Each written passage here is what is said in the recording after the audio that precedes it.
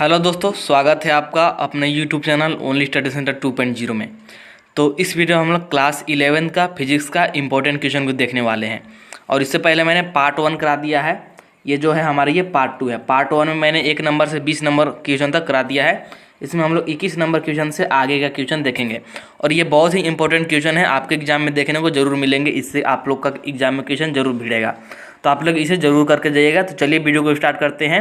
और वीडियो को स्टार्ट करने से पहले हमारे चैनल पर नए हैं तो चैनल को सब्सक्राइब कर लीजिएगा, ताकि आपको रेगुलर सोल्यूशन मिलता रहे। और वीडियो को अपने दोस्तों के पास भी शेयर कर दीजिएगा। तो चलिए एक करके यहाँ पर हम लोग देख लेते हैं। तो यहाँ पर देख सकते हैं 21 नंबर वाला क्वेश्चन है। इससे पहले मैंने 20 नंबर वाला क्वेश्चन तक करा दिया है, और वो भी बहुत ही इंपॉर्टेंट था। अभी तक आप लोगों ने नहीं देखा होगा तो उसे भी देख लीजिएगा। चलिए हम लोग यहाँ 21 नंबर से शुरू करते हैं। देख लीजिए क्या है 21 नंबर वाला क्वेश्चन। कह रहा है कि किसी पिंड पर एक बड़ा बल थोड़े समय के लिए क्रियाशील है। आरोपित आवेग निम्न में से किसमें परिवर्तन के बराबर होगा। मतलब कि कोई एक पिंड है जिस पर कोई मतलब कि बड़ा बल का मतलब है कि यहाँ पर उसका जो भार ज़्यादा है, तो उसे हम लोग यहाँ पर बड़ा बल बोला है। थोड़े समय के लिए क्रियाशील है, मतलब थोड़े समय के लिए लगता है। आरोपित आवेग निम्न में से किसमें परिवर्तन के बराबर होगा। उसमें जो आरोपित आवेग है वो इसमें से, यहाँ देख सकते हैं जो ऑप्शन दिया गया, इसमें से किसमें परिवर्तन के बराबर होगा पूछा है। तो ये होगा संयोग में परिवर्तन के, यानी कि ऑप्शन नंबर 2 राइट हो जाएगा 21 नंबर क्वेश्चन का। चलिए अगला क्वेश्चन देखते हैं। आगे देख लीजिए 22 नंबर वाला क्वेश्चन क्या है कि 10 ग्राम द्रव्यमान का एक कार्क पानी पर तैर रहा है। कार्क पर क्रियाशील नेट बल क्या है। यह बहुत ही इंपॉर्टेंट क्वेश्चन है, आप लोग इसे समझने का प्रयास कीजिएगा। जैसे यहाँ पर ये कोई मान लेते हैं बर्तन है और इसमें हमारा ये पानी है, ठीक है। तो क्या कर रहा है कि 10 ग्राम का एक कार्क है। मान लेते हैं कि ये हमारा 10 ग्राम का एक कार्क है और ये पानी पर तैर रहा है। ये जो इसमें पानी है बीकर में, इस पर ये तैर रहा है। तो इसमें पूछ रहा है कि कार्क पर क्या क्रियाशील नेट बल, इस पर जो कार्क है इस पर हम लोग को नेट बल बताना है कि इस पर नेट बल कितना है। तो देख सकते हैं यहाँ पर 2 बल लग रहे हैं। एक तो नीचे की ओर लग रहा है mg जो कि गुरुत्वाकर्षण बल है, और ऊपर लग रहा है हमारा रिएक्शन फोर्स, और जो कि एक दूसरे को बैलेंस किए हुए हैं। कैसे? क्योंकि अगर mg ज़्यादा होता तो ये कार्क पानी में डूब जाता, और यदि अगर रिएक्शन फोर्स ज़्यादा होता तो ये कार्क हवा में उड़ता। लेकिन ये पानी पर तैर रहा है, मतलब कि ये जो r है ये mg के बराबर, मतलब कि ये संतुलन में है। तो यहाँ पर जो नेट बल होगा ये किसके बराबर होगा, ये 0 के बराबर होगा, यानी ऑप्शन नंबर 4 राइट हो जाएगा। क्यों? क्योंकि r बराबर mg, ये एक दूसरे को नेगलेक्ट कर दे रहे हैं, एक दूसरे को ख़त्म कर दे रहे हैं यहाँ पर, इसलिए जो नेट बल है वो 0 हो जाएगा।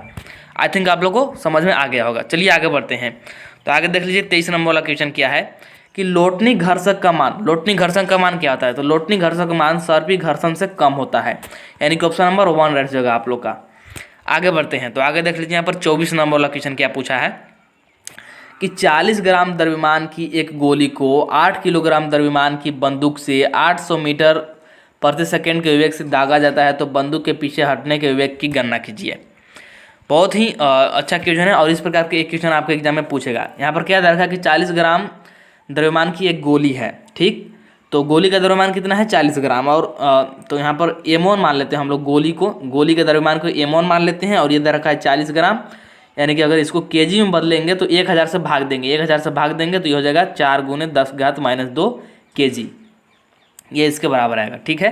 तो m1 हम लोग का निकल गया, जो कि गोली का द्रव्यमान है 4 × 10⁻² kg।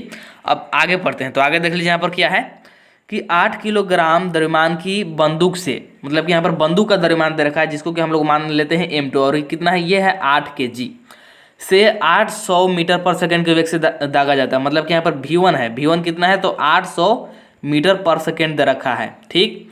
दागा जाता है तो बंदूक के पीछे हटने की वेग की गणना कीजिए। मतलब कि हम लोग को v2 निकालना है, और v2 यहाँ पर क्या है तो बंदूक के पीछे हटने की वेग। तो चलिए हम लोग यहाँ पर इसका कैलकुलेट करते हैं। तो आप लोगों ने पढ़ा होगा कि एक फार्मूला होता है m1 v1 बराबर m2 v2, ये होता है संयोग संरक्षण के नियम से। तो चलिए अब हम लोग यहाँ पर m1 और v1 का मान रखते हैं। तो m1 हमारा कितना आया था, तो m1 आया था 4 × 10⁻² kg, ठीक है। और v1 कितना है, तो v1 है हमारा 800। 800 को हम लोग कैसे लिख सकते हैं, 800 को लिख सकते हैं 8 × 10⁻², ऐसे लिख सकते हैं, बराबर m2। तो m2 कितना है, m2 है हमारा 8 किलोग्राम, और v2, तो v2 हम लोग को निकालना है, तो v2 को ऐसे ही छोड़ देते हैं। अब यहाँ पर देख लीजिए 10⁻² है और यहाँ पर 10⁻², है तो इससे ये कैंसिल हो जाएगा, और ये गुना हो जाएगा 8 चौको 32। तो चलिए आगे करते हैं। तो इधर हो गया 8 चौको 32, और इधर है 8 × v2, तो V2 बराबर क्या आ जाएगा, V2 बराबर आ जाएगा 32/8 और ये आ गया V2 के बराबर, ये हो जाएगा 8 चौके 32, यानी कि V2 कितना आ गया 4। और जो ये V2 है ये माइनस में आएगा, यानी कि -4 मीटर पर सेकंड। माइनस में क्यों आएगा, क्योंकि बंदूक जो है पीछे की ओर हट रहा है, तो पीछे की ओर हट रहा है तो यहाँ पर दिशा विपरीत हो जा रही है, इसलिए यहाँ पर जो साइन है वो नेगेटिव आएगा। तो यहाँ पर कौन सा ऑप्शन देख सकते हैं, ऑप्शन नंबर यहाँ पर 4 राइट हो जाएगा, -4 मीटर पर सेकेंड। मैं आप लोग को अपनी तरीके से अच्छी तरीके से समझाने का प्रयास करता हूँ कि आप लोग को अच्छी तरीके से समझ में आ जाए। फिर भी अगर कहीं पर कमी हो तो आप लोग कमेंट में जरूर बताइएगा, मैं और भी अच्छे तरीके से आप लोग को समझाने का प्रयास करूँगा। चलिए आगे बढ़ते हैं। तो आगे देख लीजिए 25 नंबर वाला क्या है, यहाँ पर देख सकते हैं क्या दिया गया है कि द्रव्यमान m का एक ब्लॉक समतल सतह पर रखा गया है, इसे सतह के समांतर ले जाने के लिए एक बल लगाया जाता है, विकसित घर्षण बल F के समानुपाती होगा। ये क्वेश्चन क्या कह रहा है आप लोग समझिए कि मान लेते हैं m द्रव्यमान का यहाँ पर एक ब्लॉक है और ये समतल सतह पर रखा गया है, ठीक है, और इसे सतह के समांतर ले जाने के लिए एक बल लगाया जाता है। सतह के समांतर ले जाने के लिए एक बल लगाया जाता है, तो विकसित घर्षण बल F समानुपाती होता है। ये किसके समानुपाती होता है यहाँ पर बताना है, तो ये आप लोग के पिंड के द्रव्यमान के समानुपाती होता है, यानी कि ऑप्शन नंबर 2 राइट हो जाएगा। चलिए आगे बढ़ते हैं। तो आगे देख लीजिए यहाँ पर 26 नंबर वाला क्वेश्चन क्या है कि किसी पिंड का पृथ्वी की सतह से h ऊंचाई तक उठाया जाता है। कोई पिंड है उसको पृथ्वी की सतह से h ऊंचाई तक उठाया जाता है। पहला पूछ रहा है कि लगाए गए बल एवं दूसरा का है गुरुत्वीय बल के द्वारा किए गए कार्य का चिन्ह क्या होगा। यहाँ पर चिन्ह बताना है धनात्मक और ऋणात्मक रूप में। तो यहाँ पर समझने का प्रयास कीजिए। जैसे कोई एक पिंड है और उसको h ऊंचाई तक उठा रहे हैं, ठीक है, तो h ऊंचाई तक उठाने के लिए बल हम लोग किधर लगाएंगे, ऊपर लगाएंगे। और जो ये पिंड है ये h ऊंचाई तक उठ रहा है, मतलब कि जिधर हम लोग बल लगा रहे हैं विस्थापन उधर ही हो रहा है, मतलब कि बल का जो साइन है वो तो धनात्मक होगा, क्योंकि हम लोग जिधर बल लगा रहे हैं उधर ही ये विस्थापित हो रहा है पिंड, इसलिए यहाँ पर जो बल है वो धनात्मक होगा। और दूसरा का क्या पूछा है, दूसरा का पूछा है हमसे कि गुरुत्वीय बल के द्वारा किए गए कार्य, यहाँ पर कार्य का चिन्ह बताना है। तो गुरुत्वीय बल किधर काम करता है, गुरुत्वीय बल जो जी है ये नीचे की ओर काम करता है, नीचे की ओर कार्य करता है, लेकिन हम लोग वस्तु को किधर उठा रहे हैं, ऊपर उठा रहे हैं, मतलब कि यहाँ पर विपरीत दिशा हो जा रहे हैं, तो यहाँ पर साइन क्या हो जाएगा, नेगेटिव हो जाएगा। तो पहला तो होगा धनात्मक और दूसरा होगा ऋणात्मक, यानी कि कौन सा ऑप्शन राइट जाएगा, ऑप्शन नंबर 2 धनात्मक ऋणात्मक। आगे बढ़ते हैं। तो आगे देख लीजिए यहाँ पर 27 नंबर वाला क्वेश्चन क्या है, देख सकते हैं यहाँ पर क्या पूछा है कि किसी वस्तु पर किया गया कार्य किस पर निर्भर करता है। बहुत ही सिंपल क्वेश्चन है, आप लोग समझने का प्रयास कीजिए।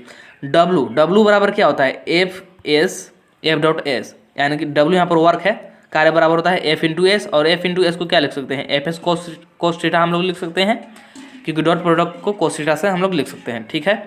अब यहाँ पर हम लोग ऑप्शन चेक करते हैं। तो विस्थापन निर्भर करता है, हाँ यहाँ पर देख सकते हैं S क्या है, विस्थापन है, इस पर निर्भर करता है। आरोपित बल F, यानी कि F पर भी निर्भर करता है। विस्थापन और बल के बीच का कोण जो कि cos थीटा है, इस पर भी निर्भर करता है। लेकिन वस्तु का प्रारंभिक वेग u इस पर निर्भर नहीं करता है। तो यही तो हम लोगों से पूछा था, इसलिए इसका जो राइट आंसर है ऑप्शन नंबर 4 हो जाएगा, इस पर निर्भर नहीं करता है। अगला क्वेश्चन देख लीजिए 28 नंबर वाला क्या है कि एक गतिशील कण जिसका द्रव्यमान दे रखा है m और वेग दे रखा है v, जिसका संयोग p है, तो निम्न में से कौन कण की गतिज ऊर्जा का वर्णन करता है। हम लोग यहाँ पर द्रव्यमान और वेग दे रखा है और संयोग इसका p है, तो हम लोगों से क्या पूछा है कि गतिज ऊर्जा का वर्णन करता है, कौन गतिज ऊर्जा को वर्णन करता है बताना है। तो गतिज ऊर्जा का फॉर्मूला क्या होता है, काइनेटिक एनर्जी बराबर क्या होता है, हाफ mv², यही तो होता है। तो हम लोग क्या करते हैं कि इसमें द्रव्यमान को ऊपर भी गुना कर देते हैं और नीचे भी, m से ऊपर भी कर देते हैं और नीचे भी। इसे ऐसे गुना करने से कोई फर्क नहीं पड़ता, क्योंकि ये कट करके एक ही आएगा, इसलिए ऐसे गुना करने से कोई फर्क नहीं पड़ने वाला है। तो हम लोग ऊपर और नीचे गुना कर दिए। अब ऊपर क्या हो जाएगा, ऊपर हो जाएगा यहाँ पर m है और यहाँ पर m है, तो m² हो जाएगा और v² यहाँ पर पहले से है, तो इसको लिख सकते हैं हम लोग mv का होल स्क्वायर। और बटन नीचे क्या आ जाएगा, नीचे आ जाएगा यहाँ पर आप लोग आ जाएगा 2m, यहाँ पर 2 और ये m आ जाएगा 2m। तो चलिए आगे करते हैं। k बराबर क्या आया, k बराबर ऊपर में आया हम लोग का mv का होल स्क्वायर और नीचे आया 2m। अब m इंटू भी क्या होता है, यही तो होता है हमारा संवेग, यानी कि p। तो चलिए हम लोग इसे लिख देते हैं p, यहाँ पर p, तो ये हो जाएगा p का होल स्क्वायर बाई 2m। तो इसका जो राइट आंसर है कौन, ये हो जाएगा p² बाई 2m। तो देख लेते हैं यहाँ पर कौन सा ऑप्शन दिया गया है, ऑप्शन नंबर 1 देख लीजिए, p² by 2m, option number 1 right हो जाएगा। आगे बढ़ते हैं। तो आगे देख लीजिए यहाँ पर 29 नंबर वाला क्वेश्चन क्या दिया गया है कि 10 किलोग्राम द्रव्यमान के एक पिंड 2 मीटर की ऊंचाई पर 2 मीटर प्रति सेकेंड की एक समान चाल से गतिमान है, इसकी कुल ऊर्जा है। कुल ऊर्जा यहाँ पर बताना है। हम लोग का द्रव्यमान दे रखा है, यानी कि एम दे रखा है 10 kg, और क्या दे रखा है कि 2 मीटर की ऊंचाई तक, मतलब कि एच दे रखा है, एच दे रखा है 2 मीटर, और फिर 2 मीटर प्रति सेकेंड की एक समान चाल से, मतलब कि भी दे रखा है। भी कितना दे रखा है यहाँ पर, भी दे रखा है 2 मीटर पर सेकेंड, ये इतना हम लोग को दे रखा है, ठीक है। अब हमसे पूछा क्या है कुल ऊर्जा। कुल ऊर्जा बराबर क्या होता है, कुल ऊर्जा यानी कि मैकेनिकल एनर्जी या फिर टोटल एनर्जी लिख सकते हैं। तो मैं यहाँ पर टोटल एनर्जी ही लिख देता हूँ। Total energy is equal to क्या होगा, काइनेटिक एनर्जी यानी कि गतिज ऊर्जा, प्लस हो जाएगा आप लोग का पोटेंशियल एनर्जी यानी कि स्थितिज ऊर्जा। तो चलिए अब यहाँ पर निकाल लेते हैं। तो काइनेटिक एनर्जी क्या होता है, हाफ mv², और पोटेंशियल एनर्जी क्या होता है, तो ये होता है mgh, यही होता है। तो चलिए हम लोग इसे कैलकुलेट करते हैं। तो टोटल एनर्जी बराबर क्या आ जाएगा, हाफ m कितना है 10, v² मतलब 2 का स्क्वायर, तो 2 का स्क्वायर कर देते हैं, प्लस पोटेंशियल एनर्जी यानी कि m कितना है 10, फिर हो जाएगा g यहाँ पर ले लेते हैं 9.8, और गुने h कितना है 2। तो ये 2 से 1 2 कट जाएगा, यानी कि स्क्वायर खत्म हो जाएगा, तो ये हो जाएगा 10 दूनी की 20, प्लस ये आप लोग का यहाँ पर कितना हो जाएगा, ये हो जाएगा आप लोग का यहाँ पर देख सकते हैं 10 से इसमें गुना कीजिएगा तो ये हो जाएगा 98, और फिर गुने में 2। तो चलिए आगे करते हैं। तो आगे यहाँ पर देख लीजिए 20 प्लस यहाँ पर था 98 गुने 2, तो इसको कीजिएगा तो ये कितना आ जाएगा, ये आ जाएगा आप लोगों को 8 दूनी के 16, और ये 9 दूनी के 18 1 19। तो चलिए इसको जोड़ते हैं, तो ये हो जाएगा आप लोग का 6, और ये हो जाएगा 9 2 11, और यहाँ पर आ जाएगा आप लोग का 2, यानी कि 216, और क्योंकि यहाँ पर कुल ऊर्जा है इसलिए जूल। तो कौन सा ऑप्शन राइट हो जाएगा, यहाँ पर ऑप्शन नंबर 2 राइट हो जाएगा, 216 जूल। चलिए आगे बढ़ते हैं। तो आगे देख लीजिए 30 नंबर वाला क्वेश्चन क्या है कि निम्न में से कौन सा मात्रक शक्ति का मात्रक है। शक्ति का मात्रक क्या होता है, वाट, जैसे कि हम लोग W से डिनोट करते हैं। यहाँ पर ऑप्शन नंबर 2 राइट हो जाएगा। आगे बढ़ते हैं। तो 31 नंबर वाला क्वेश्चन देख लीजिए कि रेखीय संयोग का आघूर्ण कहलाता है। जो रेखीय संयोग का आघूर्ण है क्या कहलाता है, तो रेखीय संयोग का आघूर्ण क्या कहलाएगा, कोणीय संयोग कहलाएगा, यानी कि ऑप्शन नंबर यहाँ पर 4 राइट हो जाएगा। इसके बाद आगे बढ़ते हैं। तो आगे देख लीजिए यहाँ पर 32 नंबर वाला क्वेश्चन देख सकते हैं क्या दिया गया है कि एक समान वृत्तीय गति करने वाले कण का कोणीय संयोग एल होता है यदि उसकी कोणीय आवृत्ति को दोगुनी कर दी जाए और उसकी गतिज ऊर्जा आदि कर दी जाए तो नया कोणीय संवेग है। नया कोणीय संवेग यहाँ पर बताना है। तो यहाँ पर क्या दिया गया है कि एक वृत्तीय गति करने वाले कण का कोणीय संवेग एल होता है। कोणीय संयोग एल बराबर क्या होता है, एल बराबर होता है आई इंटू ओमेगा, ये होता है कोणीय संयोग हमारा। तो ये हो गया हमारा पहला, इसको मान लेते हैं समीकरण नंबर 1, चाहे तो आप लोग ऐसा मान सकते हैं। और क्या दे रखा है कि यदि उसकी कोणीय आवृत्ति को दोगुनी कर दी जाए और उसकी गतिज ऊर्जा आदि कर दी जाए तो नया कोणीय संवेग। तो गतिज ऊर्जा यहाँ पर लिख लेती है यहाँ पर घूर्णन में गतिज ऊर्जा, तो इसको लिख सकते हैं हाफ आई ओमेगा स्क्वायर। आई यहाँ पर द्रव्यमान के लिए है और ओमेगा यहाँ पर वेग के लिए है। ये होता है हमारा घूर्णी गति में हाफ आई ओमेगा स्क्वायर, ऐसे लिख सकते हैं। अब यहाँ पर क्या करते हैं हम लोग कि आई निकाल लेते हैं, यहाँ पर आई का मान निकाल लेते हैं और इसको यहाँ पर रख देंगे। यहाँ पर जो एल बराबर आई ओमेगा है इसमें रख देंगे, तो आई का मान यहाँ पर निकालते हैं हम लोग। तो ये 2 जाकर के यहाँ पर गुना हो जाएगा, तो 2k और ये ओमेगा स्क्वायर नीचे चला जाएगा। क्या हो जाएगा, ये हो जाएगा 2k बाई ओमेगा स्क्वायर बराबर आ जाएगा आई। ये हमारा आ गया आई। अब आई का मान हम लोग रख देते हैं जो हम लोगों ने एल का फॉर्मूला लिखा था कोणीय संवेग का, जो कि था आई ओमेगा। तो यहाँ पर आई में हम लोग रख देते हैं आई का मान। चलिए यहाँ पर पुट करते हैं। तो एल बराबर क्या आ जाएगा, एल बराबर आ जाएगा 2k by omega square into omega, क्योंकि होता है एल बराबर आई ओमेगा। तो ये पूरा आई के जगह पर रख दे हैं और ओमेगा पहले से था, तो एक ओमेगा से एक ओमेगा कट जाएगा, तो बचा क्या 2k बाई ओमेगा। यहाँ पर बच गया हम लोग का 2k बाई ओमेगा, ये आ गया एल बराबर, और 2k बाई ओमेगा आ गया। अब यहाँ पर हम लोगों से क्या पूछा कि नया कोणीय संवेग, तो नया कोणीय संवेग को हम लोग मान लेते हैं एल डैश। एल डैश बराबर क्या हो जाएगा 2k by omega, sorry 2k by 2 omega. अब ये कैसे होगा क्योंकि हम लोगों से यहाँ से पूछा बोला था कि गतिज ऊर्जा आधी कर दिया, तो गतिज ऊर्जा को हम लोग यहाँ ने आधा कर दिया, 2 से भाग लगा दिया है। तो यहाँ पर ये हो जाएगा 1/4 हो जाएगा। ये जब यहाँ पर ये नीचे जाएगा तो ये हो जाएगा 1/4। चलिए मैं यहाँ पर आप लोग को करके दिखाता हूँ। एल डैश बराबर जाएगा 1/4 और यहाँ पर हो जाएगा 2k बाई ओमेगा, और 2k बाई ओमेगा किसके बराबर था, तो ये एल के बराबर था, यानी कि l/4 आ जाएगा फाइनल आप लोग का एल डैश, यानी कि कौन सा ऑप्शन राइट हो जाएगा। तो देख लीजिए यहाँ पर ऑप्शन नंबर 2 राइट हो जाएगा आप लोग का। आई थिंक आप लोग को समझ में आ गया, और समझ में नहीं होगा तो वीडियो को आप लोग एक बार पीछे करके देख लीजिएगा।